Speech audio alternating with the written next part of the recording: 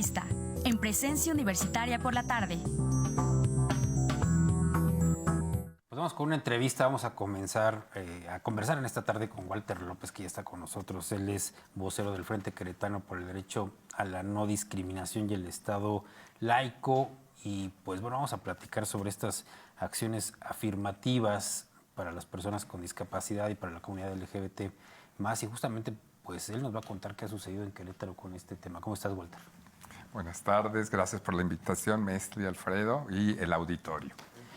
Walter, justamente te preguntábamos qué ha sucedido con este proceso. Primero, ¿por qué, de dónde surge esta petición que ustedes hacen de que haya una representación en el Congreso de estas comunidades? Mira, pues básicamente la idea es muy simple y llana. Sin representación no hay democracia.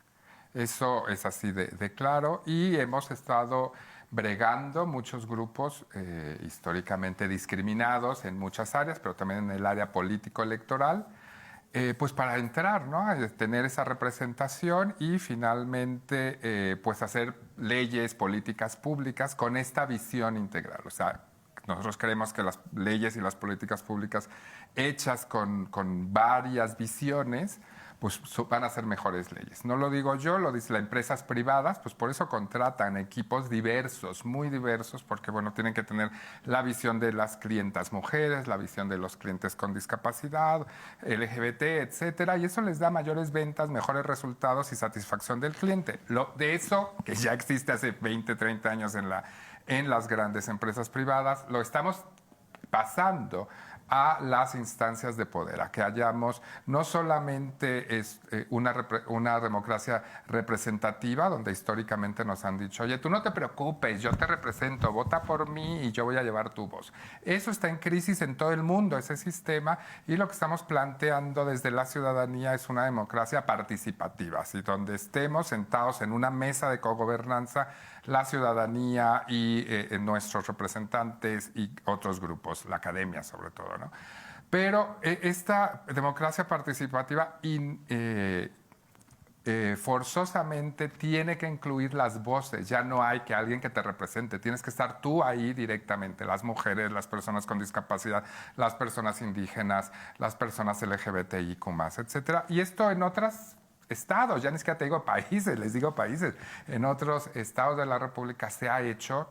Nosotros tenemos ya representación de 2 mujeres trans diputadas en la Cámara en la Cámara de Diputados. Tenemos representaciones en la Asamblea de la Ciudad de México, en congresos como Monterrey, como Jalisco, etcétera. Y Querétaro, pues se había quedado atrás, ¿no? Había tenido, en la ley vino la diputada Salma Luébano en mayo y metió un amparo judicial, se llaman juicios por los derechos político-electorales, diciendo, oye, pues la ley electoral queretana, la antigua, pues no hablaba nada de personas LGBTIQ+, era omisa, entonces el tribunal dice, oye, sí es cierto, y les dice a la 60 legislatura que haga algo, que incluya.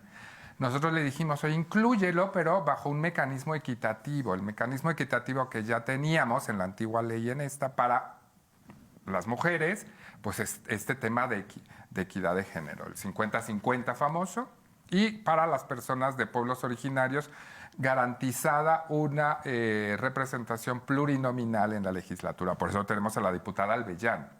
Le dijimos, por favor, esos modelos, pues continúa haciéndolos con las personas con discapacidad, con las personas afromexicanas y con las personas LGBTIQ+, que recordar que en el 2018 fueron las 3 poblaciones que el INE, el Instituto Nacional Electoral, dijeron que necesitaban acciones afirmativas, solo esas 3. Después, en la elección del 21, el IEQ dijo, oye, ¿por qué nada más 3? Vamos a ampliarlo a 6. Los famosos grupos de atención prioritaria, donde metieron personas jóvenes, personas adultas mayores y personas migrantes. Y así corrimos en la elección del 21, dijimos, está bien, vamos a ver qué pasa. Los resultados los tenemos, nosotros se los presentamos en estos foros a los diputados de la comisión donde estaba el tema electoral, y le dijimos, ese mecanismo de canasta genérica, así le llamamos, que todos nos meten en una misma canasta, todos los grupos a jugar, y le piden a los partidos que escojan una persona. Y entonces, ¿qué pasó en la elección del 2021? Pues obviamente los partidos escogieron a las personas que tienen cerca en sus partidos y sucedió que sobre representaron con mucho las poblaciones de jóvenes y poblaciones adultas mayores. Por eso tenemos al diputado Orihuela ahí, tenemos a la diputada Daniela Salgado y los diputados Cinesio y Zapata, que son personas adultas mayores. Y no tenemos a las poblaciones que originalmente el INE quería proteger. No vemos a ninguna persona con discapacidad en la legislatura ni en los ayuntamientos y tampoco vemos personas abiertamente LGBTI, que es lo que se quiere hacer. Les dijimos, ese mecanismo no es nuevo, ya lo corrimos en la elección del 21, es muy inequitativo y por favor no simulen haciéndolo. Bueno, pues eso hicieron. Entonces, obviamente fuimos con el Tribunal Electoral a reclamar un mecanismo mucho más equitativo como el de las personas indígenas y nos dijeron que no, que ellos consideraban que había sido correcto el tema. Lo escalamos a la Sala Regional de Monterrey. La Sala Regional de Monterrey dijo, oye, esto es un tema tan importante que vámonos directo a la Sala Superior, al último ya juez de los temas electorales. Y el viernes pasado el Tribunal Superior Electoral de este país dijo que revocó la resolución del tribunal local y le dijo que había una omisión, que efectivamente no habían tomado en cuenta este mecanismo inequitativo y que les dan 10 días para armar un mecanismo mucho más equitativo para poder llegar a una representación real y efectiva de personas con discapacidad y personas LGBT. En este caso, estos 10 días que nos comentas, ¿a partir de cuándo comenzaron a contar? Y en caso de que no haya una respuesta por parte pues, de las autoridades correspondientes, ¿cuál sería la siguiente acción que ustedes pues, realizarían? Sí, mira, esto empezó a contar desde el viernes pasado, no sé qué fecha fue, 16 por ahí creo. Tienen 10 días hábiles, entonces estamos esperando. Nosotros lo que hicimos el martes pasado fue un oficio que ingresamos al magistrado Ricardo, el magistrado presidente del Tribunal Local, Ricardo Gutiérrez, explicándole esto, es cómo este mecanismo es tan inequitativo que nos llevó a una subrepresentación terrible de las acciones afirmativas que queremos, con datos reales del IEQ de las acciones afirmativas del 2021. Entonces, y le pedimos una reunión. Entonces, creemos que ya con lo que le dijo la Sala Superior, más lo que nosotros como ciudadanía, estos insumos que le hemos acercado, pues el Tribunal Electoral Local pueda rehacer el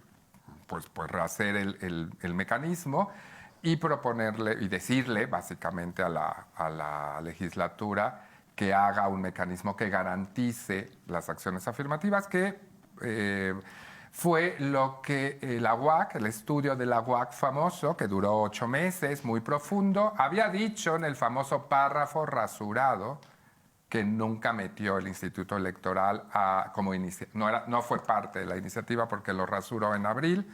Y entonces, bueno, lo que está pasando es que vemos que ha sido un camino largo que hemos tenido que pasar la ciudadanía para que lleguemos al mismo punto que hubiera sido más fácil desde el principio en abril. Nosotros sí esperamos que el tribunal realmente haga su labor, arregle la página a esta ley que ustedes lo vivieron. Se convocaron foros el jueves y el viernes y el sábado se estaba votando y publicando la ley. Nosotros dijimos en un artículo que yo publiqué en el Diario de Querétaro, decía haste makes waste, que en inglés, bueno, eso se utiliza en español, quiere decir que las prisas hacen mugrero. Y lo que fue ahí fue un mugrero, porque no tuvieron más que una semana básicamente de analizar las cosas, no tenían todos los elementos del párrafo rasurado del IEQ y al vapor las cosas nunca salen bien. Esperemos ahora que el tribunal local haga su labor, que ya le dijo el Tribunal Superior, tienes 10 días, forzosamente, Mestli, lo tienen que hacer. Y nosotros esperamos que el tema continúe. Si no lo hacen, obviamente, pues seguiremos con más JDCs, como lo hicieron, siguiendo el camino de nuestras madres y nuestras abuelas mujeres. Ellas así se tardaron muchos años, pero llegaron a la paridad en todo, y los grupos indígenas pues ya tienen representación. Queremos que eso esté en la ley, porque así debe ser, para que tengamos una democracia efectiva.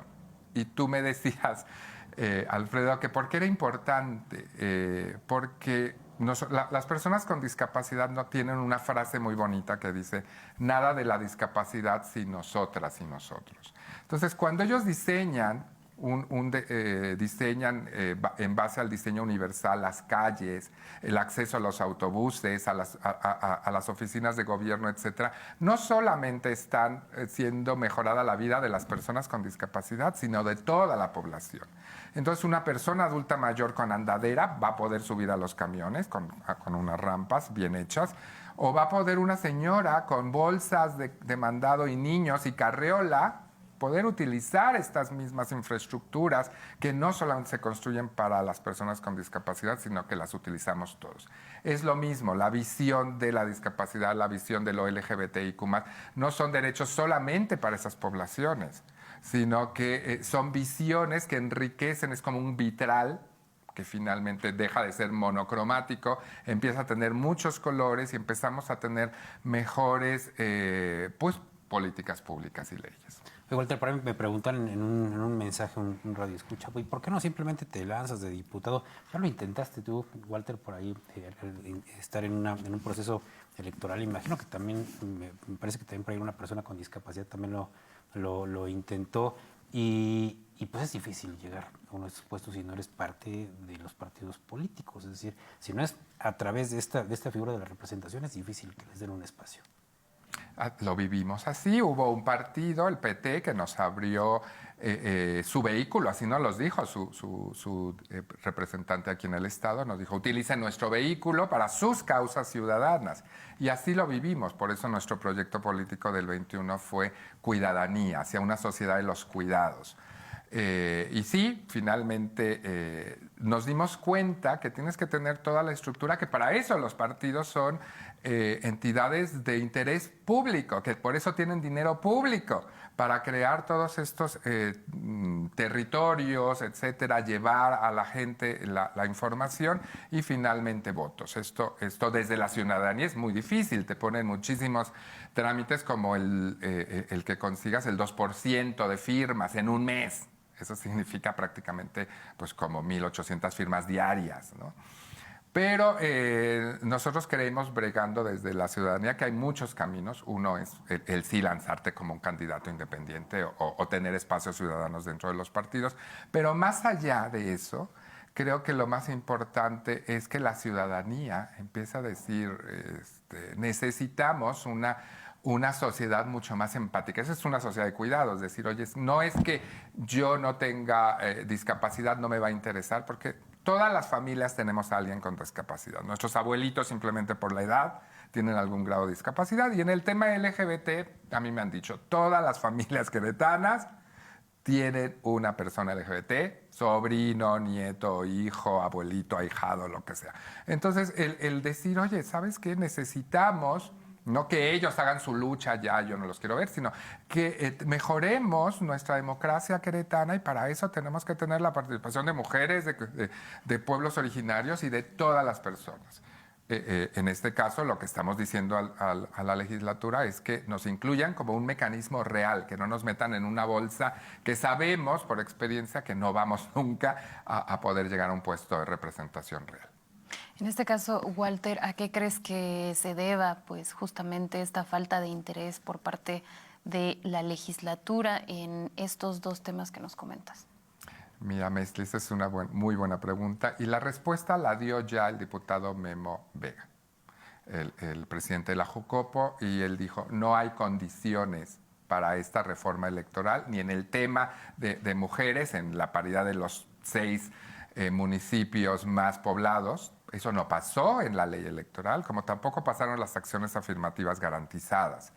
¿Y por qué fue? Porque yo creo que no fueron tanto los diputados, sino fue mucho más el peso de los partidos políticos. Los partidos políticos se negaron en banda, todos, excepto Morena, que Morena quiso y lo dijo ahí, votó en contra de esta reforma electoral, y eso hay que decirlo. Morena fue el único partido que votó en contra. Presentó una iniciativa, 2 iniciativas de su partido, etcétera, pero ni así. Porque la mayoría de los partidos se negaron y dijeron, oye, espérame, ¿por qué le voy a dar un espacio que tradicionalmente se lo ha dado mi militancia a esta gente externa, que ni siquiera conozco, que ni siquiera es de mi partido, etcétera, ¿no? Pero ese es el Querétaro actual. Lo que nosotros le estamos diciendo, ya ha sucedido en otros estados, es precisamente que los partidos llaman a estos grupos y los forman y los capacitan. En la ley queretana no hay ni el 1% ni el 0.1% para capacitar a las personas LGBT o discapacidad o de cualquier otro grupo en situación prioritaria dentro de los partidos, cosa que sucede en España, por ejemplo. Aquí no sucede, o no sucede en todos los partidos, y entonces ahí es donde tenemos el gran tapón, el gran cuello de botella. Los partidos tienen que entender que no son franquicias privadas de grupos y cotos de poder, que no son nomenclaturas, que son instituciones de interés público y por lo tanto tienen que abrir sus puertas a la representación de todas y todos. Perfecto, Walter, muchas gracias por venir, por supuesto, por compartirnos cómo va este tema y por supuesto vamos a estar pendientes porque seguramente la lucha va a continuar como ha habido muchas otras que han llevado bastante tiempo. Entonces aquí vamos a por supuesto, a tener el espacio abierto para cuando gustes venir. Perfecto, gracias a ambos, Gracias del auditorio. Gracias a Walter López, vocero del Frente Queretano por el Derecho a la No Discriminación y el Estado Laico. Y pues bueno, nosotros ya también nos despedimos, les agradecemos